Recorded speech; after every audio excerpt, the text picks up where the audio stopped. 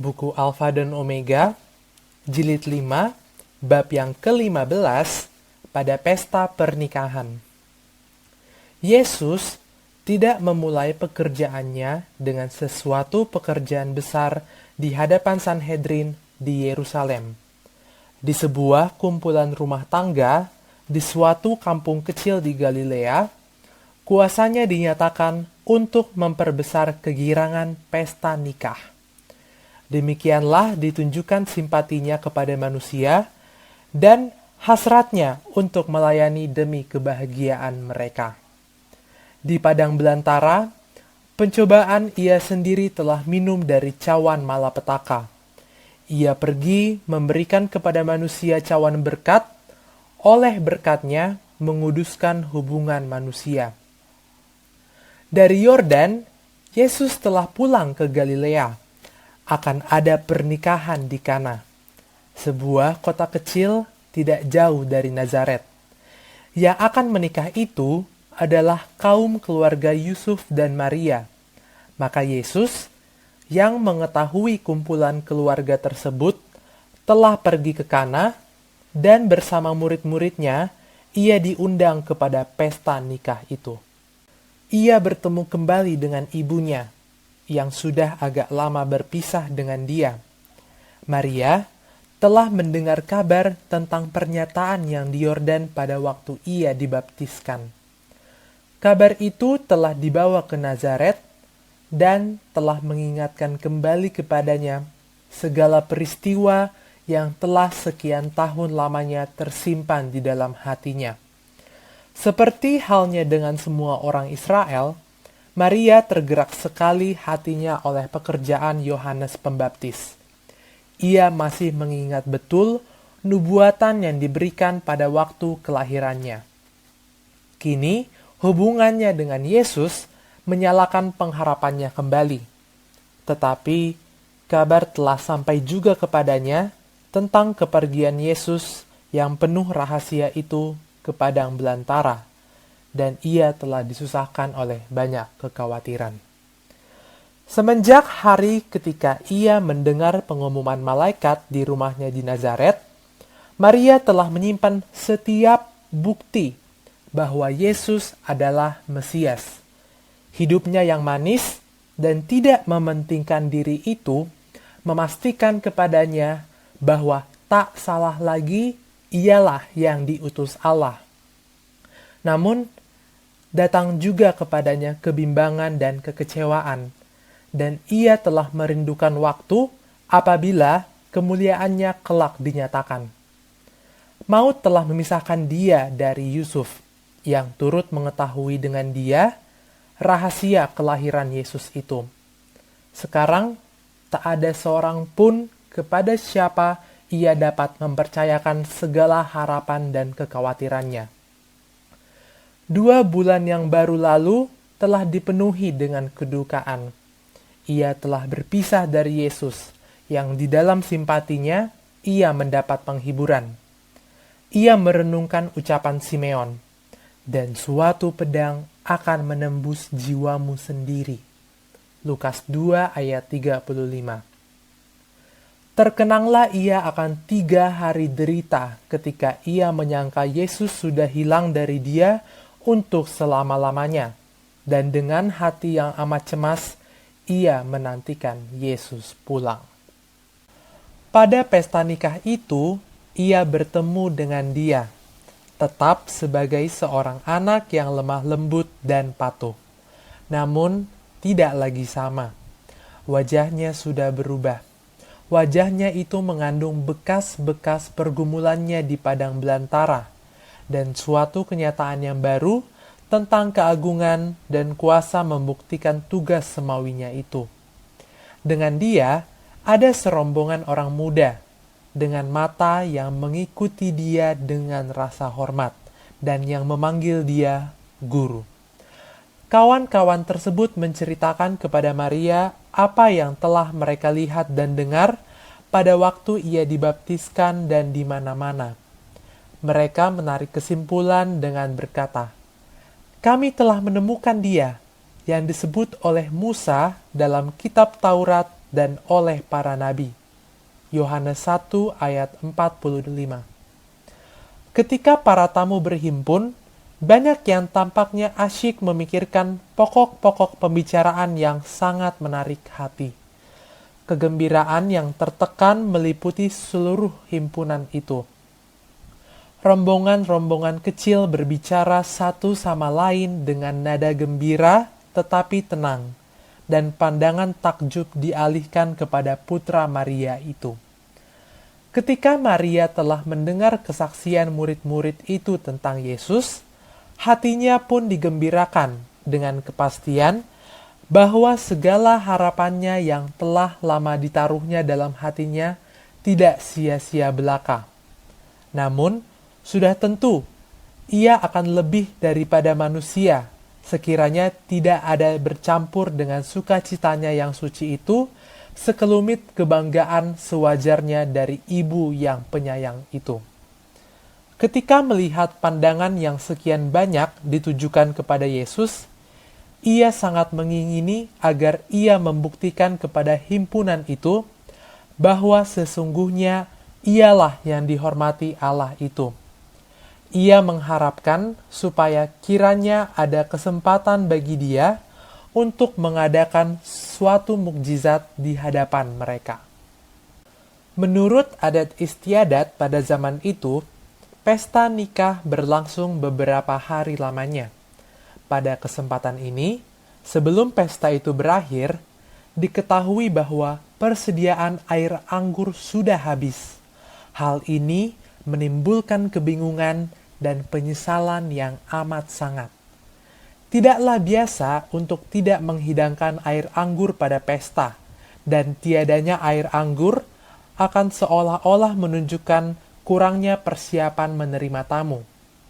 Selaku seorang anggota kaum keluarga dari yang bersangkutan itu, Maria telah menolong dalam urusan pesta itu.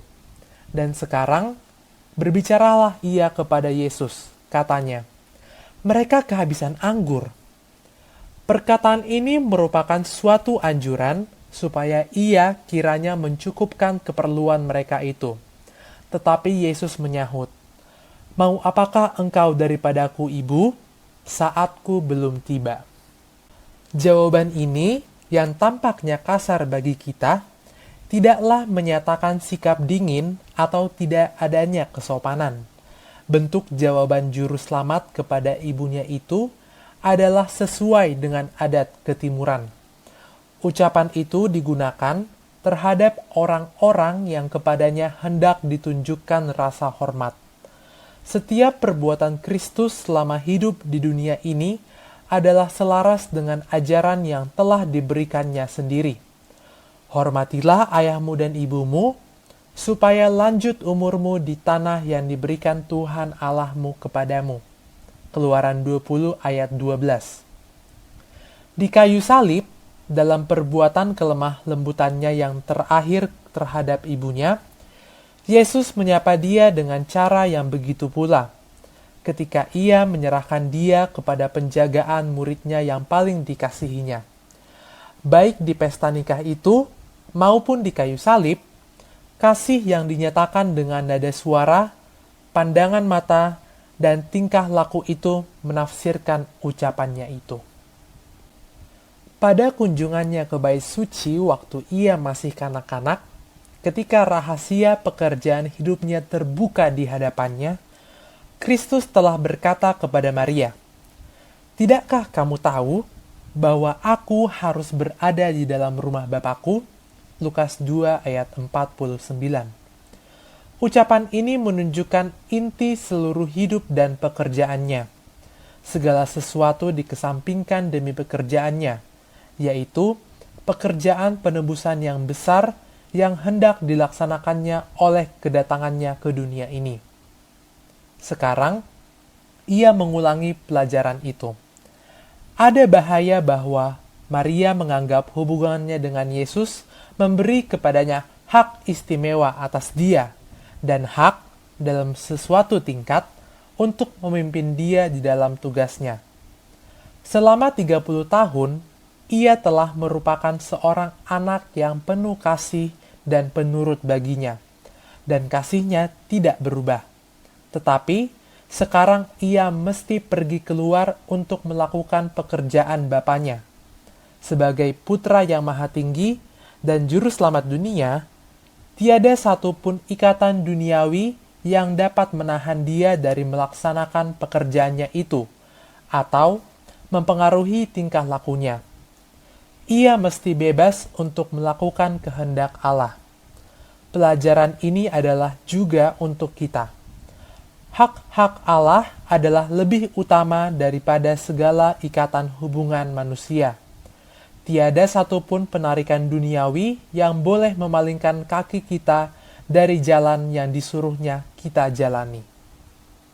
Satu-satunya harapan penebusan bagi kita umat manusia yang telah berdosa ini ialah di dalam Kristus. Maria dapat memperoleh keselamatan hanya oleh anak domba Allah itu. Di dalam dirinya sendiri, ia tidak memiliki jasa. Hubungannya dengan Yesus tidak menempatkan dia dalam sesuatu hubungan rohani dengan dia yang berbeda dengan yang dimiliki oleh siapapun juga. Hal ini ternyata dalam ucapan Juru Selamat. Dijelaskannya perbedaan antara hubungannya dengan ibunya sebagai anak manusia dan sebagai anak Allah.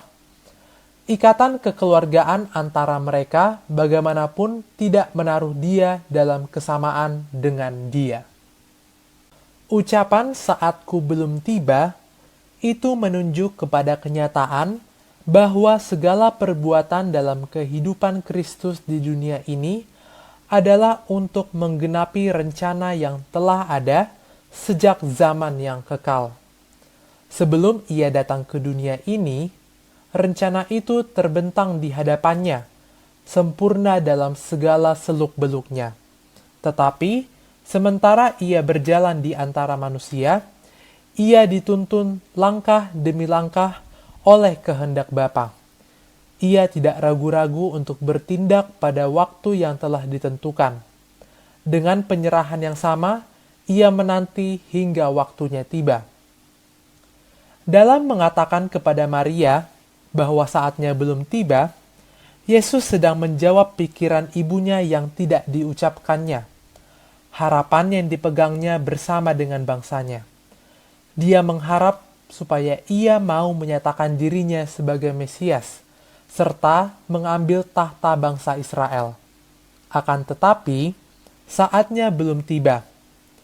Bukannya sebagai seorang raja, melainkan sebagai seorang yang penuh kesengsaraan dan yang biasa menderita kesakitan, telah diterima Yesus nasib manusia itu. Akan tetapi, sungguh pun Maria tidak mempunyai pengertian yang tepat tentang pekerjaan Kristus. Ia percaya padanya dengan teguh. Terhadap iman inilah, Yesus memberi sambutan. Untuk menghormati iman Maria dan untuk meneguhkan iman murid-muridnya, mukjizat yang pertama itu diadakan. Murid-murid itu harus menghadapi banyak pencobaan yang besar-besar untuk tidak percaya. Bagi mereka, segala nubuatan sudah menjelaskan dengan tidak dapat dibantah lagi bahwa Yesus ialah Mesias. Mereka mengharapkan supaya para pemimpin agama menerima Dia dengan keyakinan yang lebih besar lagi daripada keyakinan mereka sendiri. Mereka menyatakan di antara orang banyak segala perbuatan ajaib Kristus, serta keyakinan mereka sendiri pada tugasnya. Akan tetapi mereka tercengang dan sangat kecewa melihat sifat kurang percaya, prasangka yang telah mendalam, serta permusuhan terhadap Yesus yang ditunjukkan oleh imam-imam dan rabi-rabi. Mukjizat juru selamat yang pertama itu menguatkan murid-murid itu untuk menghadapi perlawanan ini. Dengan tidak merasa tersinggung sama sekali oleh ucapan Yesus itu, Maria berkata kepada orang-orang yang melayani di meja, "Apa yang dikatakan kepadanya, buatlah itu." Demikianlah dilakukannya apa yang dapat dikerjakannya untuk menyediakan jalan bagi pekerjaan Kristus. Di samping pintu masuk, ada 6 tempayan batu yang besar. Lalu, Yesus menyuruh pelayan-pelayan mengisi tempayan-tempayan itu dengan air. Perintah itu diturut. Kemudian, ketika air anggur itu diperlukan untuk langsung dihidangkan kepada para tamu, ia berkata, "Sekarang, cedoklah dan bawalah kepada pemimpin pesta." Menggantikan air yang diisikan ke dalam semua tempayan itu, keluarlah air anggur. Baik pengurus pesta itu, maupun para tamu pada umumnya, tidak menyadari bahwa persediaan air anggur sudah habis. Tatkala mengecap air anggur yang dibawa oleh pelayan-pelayan itu, pengurus pesta itu merasa air anggur itu lebih sedap daripada air anggur manapun juga yang pernah diminumnya dahulu, dan lain sekali daripada yang dihidangkan pada permulaan pesta itu. Sambil berpaling kepada mempelai lelaki, ia berkata, "Setiap orang menghidangkan anggur yang baik dahulu, dan sesudah orang puas minum, barulah yang kurang baik. Akan tetapi, engkau menyimpan anggur yang baik sampai sekarang." Sebagaimana manusia menghidangkan air anggur yang paling baik lebih dahulu, kemudian yang kurang baik, demikian juga dunia ini dengan segala pemberiannya. Apa yang ditawarkannya boleh jadi menyenangkan mata serta mempesona segenap perasaan, tetapi ternyata tidak memuaskan. Air anggur itu berubah menjadi pahit, kegembiraan menjadi kemurungan. Apa yang dimulai dengan nyanyian dan sukacita, berakhir dengan kepenatan dan kebosanan. Akan tetapi, segala pemberian Yesus selamanya segar dan baru. Pesta yang disediakannya bagi jiwa tidak pernah gagal untuk memberikan kepuasan dan kesukaan. Setiap pemberian yang baru memperbesar kesanggupan penerimanya untuk menghargai serta menikmati berkat-berkat Tuhan. Ia mengaruniakan rahmat untuk rahmat. Persediaan tidak akan habis. Jika engkau tinggal di dalam Dia, perihal engkau menerima karunia yang besar hari ini, memastikan penerimaan karunia yang lebih besar lagi esok hari. Perkataan Yesus kepada Nathanael menyatakan hukum perlakuan Allah terhadap anak-anak iman. Setiap kali ia menyatakan kasih-Nya, ia berkata kepada hati yang suka menerima, "Engkau percaya? Engkau akan melihat hal-hal yang lebih besar daripada itu." Yohanes 1 ayat 50. Karunia Kristus pada pesta nikah itu adalah suatu lambang. Air mengibaratkan baptisan ke dalam kematiannya. Air anggur itu pencurahan darahnya untuk dosa-dosa dunia ini. Air untuk mengisi segala tempayan itu dibawa oleh tangan manusia, tetapi firman Kristus sajalah dapat membubuhkan kepadanya khasiat yang memberikan hidup. Demikian pula halnya dengan segala upacara yang menunjuk kepada kematian juru selamat. Hanya kuasa Kristus yang bekerja oleh iman, segenap upacara itu beroleh kemanjuran untuk memberi makan kepada jiwa. Firman Kristus mencukupkan persediaan untuk pesta itu. Demikianlah limpahnya persediaan rahmat-Nya untuk menghapuskan segala kejahatan manusia, serta membaharui dan memelihara jiwa. Pada pesta pertama yang dihadirinya dengan murid-muridnya, Yesus memberikan kepada mereka cawan yang melambangkan pekerjaannya untuk keselamatan mereka. Pada jamuan makan yang terakhir, kembali cawan itu diberikannya. Dalam ia meresmikan upacara yang kudus itu, yang olehnya kematiannya akan diberitakan sampai ia datang. 1 Korintus 11 ayat 26. Maka duka cita murid-murid itu waktu berpisah dari Tuhan mereka dihiburkan dengan janji tentang pertemuan kembali. Ketika ia berkata, "Mulai dari sekarang, aku tidak akan minum lagi hasil pokok anggur ini sampai pada hari aku meminumnya, yaitu yang baru, bersama-sama dengan kamu dalam kerajaan Bapakku." Matius 26 ayat 29. Air anggur yang disediakan Kristus untuk pesta itu dan yang diberikannya kepada murid-murid sebagai lambang darahnya sendiri adalah sari buah anggur asli. Inilah yang disebut oleh Nabi Yesaya waktu ia berbicara tentang anggur baru dalam suatu tandan, lalu berkata, "Janganlah musnahkan itu, sebab di dalamnya masih ada berkat." Yesaya 65 ayat 8. Kristuslah yang dalam perjanjian lama memberikan amaran kepada bangsa Israel. Anggur adalah pencemooh, minuman keras adalah peribut. Tidaklah bijak orang yang terhuyung-huyung karenanya. Amsal 20 ayat 1. Dan ia sendiri tidak menyediakan minuman yang sedemikian. Setan menggoda manusia ke dalam pemanjaan diri yang akan mengaburkan pertimbangan serta menumpulkan pengertian rohani. Tetapi Kristus mengajar kita supaya menundukkan sifat-sifat hawa nafsu. Seluruh hidupnya menjadi suatu teladan dalam hal penyangkalan diri.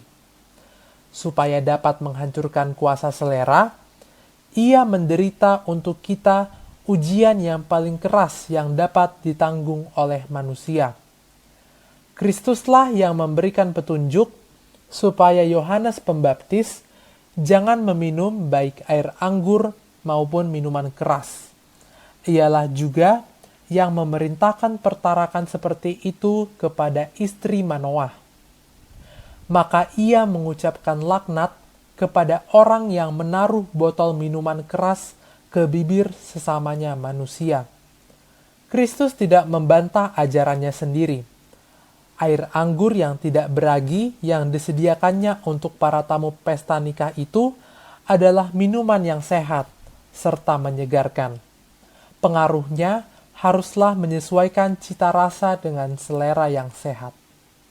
Sementara para tamu yang di pesta itu menyebut-nyebut mutu air anggur itu, diadakanlah penyelidikan dan memperoleh dari pelayan-pelayan hal ihwal mukjizat itu. Seketika lamanya seluruh himpunan itu keheran-heranan memikirkan dia yang telah mengadakan perbuatan ajaib itu. Ketika pada akhirnya mereka mencari dia, ternyata bahwa ia telah pergi dengan diam-diam sehingga tidak diperhatikan oleh murid-muridnya sekalipun. Perhatian himpunan itu kini dialihkan kepada murid-murid itu. Untuk pertama kali, mereka mendapat kesempatan untuk mengakui iman mereka kepada Yesus. Mereka menceritakan apa yang telah mereka lihat dan dengar di Yordan. Lalu, timbullah di dalam hati banyak orang harapan bahwa Allah telah membangkitkan seorang pelepas bagi umatnya. Kabar tentang mukjizat itu pun tersiarlah ke segenap daerah itu, serta disampaikan ke Yerusalem. Dengan perhatian yang baru, imam-imam dan tua-tua menyelidiki segala nubuatan yang menunjuk kepada kedatangan Kristus. Terbitlah keinginan yang sungguh-sungguh untuk mempelajari tugas guru baru ini, yang menampakkan dirinya di antara orang banyak dengan cara yang begitu rendah hati. Pekerjaan Kristus nyata benar bedanya dengan pekerjaan tua-tua bangsa Yahudi. Penghormatan mereka terhadap segala tradisi dan upacara-upacara resmi telah memusnahkan semua kemerdekaan pikiran atau perbuatan yang sungguh. Mereka selamanya hidup dalam ketakutan akan kenajisan. Untuk menghindarkan sentuhan dengan yang najis, mereka mengasingkan diri, bukan saja dari orang-orang kafir, tetapi juga dari kebanyakan bangsa mereka sendiri, dengan tidak berusaha untuk mendatangkan keuntungan kepada mereka ataupun untuk menarik persahabatannya. Dengan selalu merenungkan hal-hal ini, mereka telah mengerdilkan pikiran serta mempersempit lingkungan hidup mereka. Teladan yang mereka berikan itu menganjurkan sifat mementingkan diri serta ketidaksabaran di antara segenap lapisan masyarakat. Yesus memulai pekerjaan pembaruan oleh menunjukkan simpati yang erat dengan manusia. Meskipun ia menunjukkan penghormatan yang sebesar-besarnya bagi Taurat Allah, ia mengecam kealiman pura-pura di pihak kaum Farisi, serta berusaha membebaskan orang banyak dari segala peraturan yang tidak masuk di akal yang mengikat mereka. Ia sedang berusaha hendak merubuhkan segala penghalang yang memisahkan lapisan-lapisan masyarakat yang berbeda-beda, supaya ia dapat mempersatukan manusia sebagai anak-anak dalam satu keluarga. Kehadirannya di pesta nikah itu dimaksudkan untuk menjadi suatu langkah ke arah pelaksanaan maksud ini. Allah telah menuntun Yohanes Pembaptis untuk tinggal di padang belantara, supaya ia dapat terlindung dari pengaruh imam-imam dan rabi-rabi, dan disiapkan untuk tugas istimewa. Akan tetapi, kehematannya dan pengasingan hidupnya bukan menjadi teladan bagi orang banyak. Yohanes sendiri tidak pernah menyuruh para pendengarnya meninggalkan kewajiban-kewajiban mereka yang dahulu. Ia menyuruh mereka menunjukkan bukti pertobatan mereka oleh kesetiaan kepada Allah di tempat di mana mereka itu telah dipanggilnya. Yesus mencela pemanjaan diri dalam segenap bentuknya, namun ia bersifat suka bergaul. Ia menerima keramah tamahan dari segala golongan masyarakat, mengunjungi rumah-rumah para hartawan dan fakir miskin, yang terpelajar dan yang bodoh, serta berusaha mengangkat pikiran mereka dari soal-soal hidup biasa kepada perkara-perkara yang bersifat rohani dan kekal. Ia tidak mengizinkan pemborosan, dan tidak ada bayang-bayang kesembronoan duniawi menodai kelakuannya. Namun ia merasa senang melihat peristiwa kebahagiaan yang polos, dan dengan hadiratnya ia membenarkan pertemuan sosial. Pernikahan di dalam bangsa Yahudi adalah suatu upacara yang menarik hati, dan kegembiraannya tidaklah menggusarkan hati anak manusia itu. Oleh menghadiri pesta ini, Yesus menghormati pernikahan selaku suatu peraturan ilahi. Baik dalam perjanjian lama maupun dalam perjanjian baru, hubungan pernikahan digunakan untuk mengibaratkan persatuan yang manis serta suci yang ada antara Kristus dan umatnya. Bagi pikiran Yesus, kegembiraan dalam keramaian pernikahan menunjuk jauh kepada kegembiraan hari itu apabila kelak ia membawa mempelainya perempuan ke rumah bapaknya. Maka yang ditebus itu bersama-sama dengan penebusnya duduk untuk perjamuan nikah anak domba itu. Katanya, seperti girang hatinya seorang mempelai melihat pengantin perempuan, demikianlah Allahmu akan girang hati atasmu.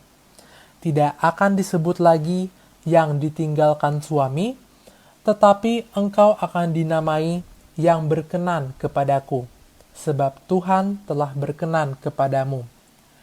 Ia bergirang karena engkau dengan sukacita. Ia membaharui engkau dalam kasih-Nya. Ia bersorak-sorak karena engkau dengan sorak-sorai. Yesaya 62 ayat 5 dan 4 dan Zefanya 3 ayat 17.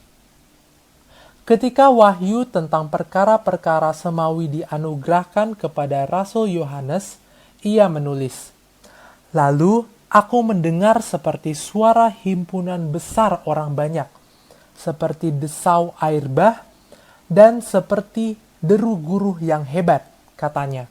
"Haleluya, karena Tuhan Allah kita yang Maha Kuasa telah menjadi Raja.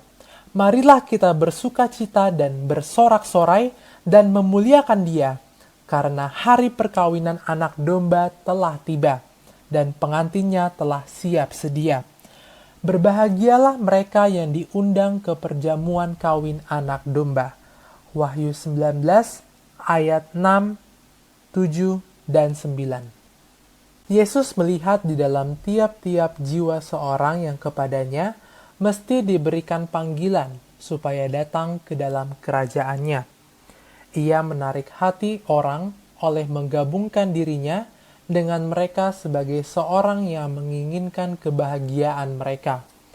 Ia mencari mereka di jalan umum, di rumah pribadi, di perahu, di tempat kebaktian, di tepi danau, dan di pesta nikah. Ia menemui mereka di tempat pekerjaan mereka sehari-hari dan menunjukkan perhatian pada soal-soal kehidupan mereka. Ia membawa pengajarannya ke setiap rumah tangga dengan membawa keluarga-keluarga dalam rumahnya sendiri ke bawah pengaruh hadirat ilahinya itu. Simpatinya yang kuat menolong menarik hati banyak orang. Ia sering pergi ke gunung-gunung untuk berdoa sendirian, tetapi ini adalah persiapan untuk pekerjaannya di antara manusia yang sibuk bekerja. Dari saat berdoa inilah, ia keluar untuk menolong orang yang sakit, untuk mengajar orang yang tidak berpengetahuan, dan untuk menghancurkan belenggu-belenggu segala tawanan setan. Oleh hubungan dan pergaulan pribadilah, Yesus melatih murid-muridnya. Kadang-kadang, ia mengajar mereka dengan duduk di antara mereka di lereng gunung, kadang-kadang di pinggir laut, atau berjalan dengan mereka di jalan. Dinyatakannya rahasia-rahasia kerajaan Allah. Ia tidak berkhotbah seperti yang dilakukan orang pada zaman ini. Di mana saja hati orang terbuka untuk menerima pekabaran ilahi, dibukakannya kebenaran jalan keselamatan. Ia tidak memerintahkan murid-muridnya supaya melakukan ini atau itu, melainkan mengatakan, "Ikutlah aku." Dalam segala perjalanannya melalui desa-desa dan kota-kota, dibawanya mereka itu sertanya, supaya mereka dapat melihat bagaimana ia mengajar orang banyak. Dihubungkannya kepentingan mereka dengan kepentingannya, dan mereka itu bersatu dengan dia dalam pekerjaan. Teladan yang diberikan Kristus dalam menghubungkan dirinya dengan kepentingan manusia haruslah diikuti oleh semua orang yang memasyurkan sabdanya dan oleh semua orang yang telah mendapat Injil rahmat-Nya. Kita tidak boleh meninggalkan hubungan sosial. Kita tidak boleh mengasingkan diri dari orang lain. Untuk dapat mencapai segenap golongan, kita mesti menjumpai mereka di mana mereka itu berada. Mereka jarang datang sendiri hendak mencari kita. Bukan dari mimbar saja hati manusia dapat dijamah oleh kebenaran ilahi. Masih ada lagi lapangan pekerjaan lain. Mungkin lebih hina, tetapi sama mengandung harapan penuh. Lapangan pekerjaan itu terdapat di rumah orang-orang yang hina dina dan di rumah orang-orang besar, pada jamuan yang disediakan oleh orang yang suka menerima tamu, dan pada kumpulan sosial yang polos. Sebagai murid-murid Kristus, tidak boleh kita bergaul dengan dunia ini hanya karena kita gemar akan kepelesiran belaka untuk bersatu dengan mereka dalam kebodohan. Pergaulan serupa itu dapat mendatangkan bencana belaka. Kita sekali-kali tidak boleh membenarkan dosa perkataan atau perbuatan kita oleh berdiam diri atau oleh kehadiran kita. Kemana saja kita pergi, kita harus membawa Yesus beserta kita dan harus menyatakan kepada orang-orang lain indahnya juru selamat kita itu. Tetapi orang-orang yang berusaha hendak memelihara agamanya oleh menyembunyikannya di dalam tembok batu, kehilangan kesempatan yang indah untuk melakukan kebajikan. Oleh hubungan sosial, kekristenan berhubungan dengan dunia ini. Setiap orang yang telah mendapat penerangan ilahi haruslah menerangi jalan orang-orang yang belum mengenal terang kehidupan. Kita semua harus menjadi saksi bagi Yesus. Kuasa sosial yang disucikan oleh rahmat Kristus wajib dipergunakan dengan sebaik-baiknya dalam menarik jiwa-jiwa kepada Juru Selamat. Biarlah dunia ini melihat bahwa kita tidak mencurahkan segenap perhatian dengan kikir atas kepentingan kita belaka, melainkan bahwa kita ingin supaya orang-orang lain juga turut beroleh berkat dan karunia yang kita peroleh. Biarlah mereka melihat bahwa agama kita tidak membuat kita tidak menaruh simpati dan bersifat keras. Biarlah semua orang yang mengaku telah menemukan Kristus melayani sebagaimana Ia melayani dahulu untuk kebahagiaan manusia. Kita sekali-kali tidak boleh memberikan kepada dunia ini kesan yang palsu bahwa orang-orang Kristen adalah satu umat yang selalu muram dan tidak berbahagia. Jikalau mata kita ditujukan selalu kepada Yesus, maka kita pun akan melihat penebus yang berbelas kasihan dan akan memperoleh terang dari wajahnya. Di mana saja rohnya berkerajaan, di sana ada damai. Dan akan ada kegirangan juga karena ada pengharapan yang tenang dan suci pada Allah. Kristus merasa senang dengan para pengikutnya apabila mereka menunjukkan bahwa, meskipun manusia, mereka turut mengambil bagian dari sifat-sifat ilahi. Mereka bukannya patung, melainkan pria dan wanita yang hidup. Hati mereka yang disegarkan oleh embun rahmat ilahi, mekar dan berkembang kepada matahari kebenaran. Cahaya yang bersinar atas mereka itu, mereka pantulkan pula kepada orang-orang lain dalam perbuatan yang bersinar dengan kasih Kristus.